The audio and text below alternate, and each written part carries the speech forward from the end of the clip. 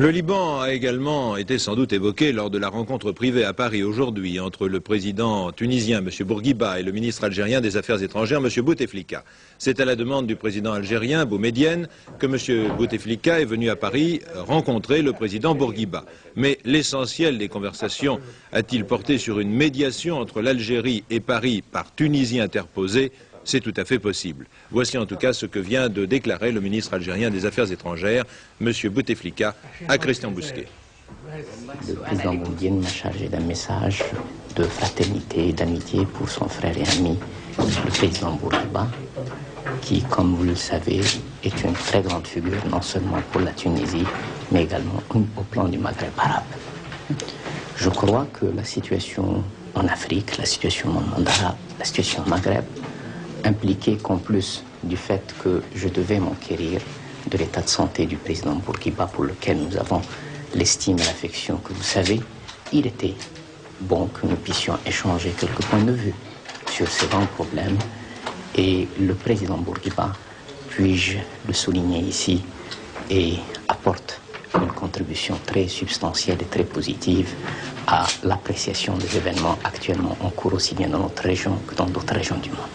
Vous avez parlé de grands problèmes, que ce soit ceux du Sahara, soit de l'Afrique. Est-ce que, comment dirais qu'il en a été question, ou est-ce que la France est impliquée dans les conversations que vous avez eues avec le président Bourguiba?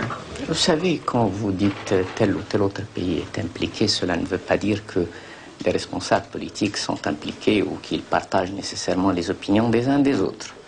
Ce qui est absolument certain, c'est que la politique algérienne est une politique extrêmement claire, et je n'ai pas besoin de l'expliquer ici.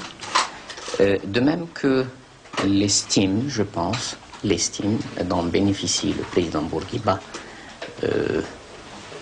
à la fois en Tunisie, en dehors de la Tunisie, font que naturellement, il ne peut être qu'écouté, principalement sur les problèmes qui se posent dans une région à laquelle la Tunisie appartient tout naturellement. Vous posez votre question exactement comme si j'avais une plainte contre la France. Nous avons des politiques différentes. Il serait souhaitable que la France, son peuple, ses dirigeants, puissent enfin comprendre que nos intérêts ne sont pas nécessairement divergents et qu'il y a possibilité de s'entendre sur la base d'une présence politique, d'une présence économique, d'une présence culturelle, d'une présence commerciale, certainement pas sur la base d'une présence militaire. Ça nous rappelle quelques souvenirs un peu douloureux. Donc si vous aviez qualifié les relations entre la France et l'Algérie à l'heure actuelle, et en fonction de ces problèmes dont vous parlez, qu'employeriez-vous comme terme?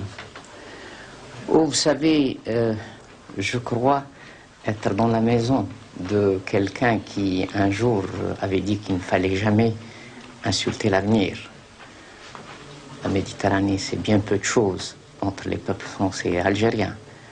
Je crois que ce qui nous lie est beaucoup plus important que ce qui peut nous séparer. Plus tôt nous discuterons, mieux cela vaudra. Mais j'ai bien expliqué que s'il n'y avait de préalable ni d'un côté ni de l'autre, il est tout à fait clair que le recours à l'intervention armée n'est pas la meilleure façon de dialoguer. Un mort et 150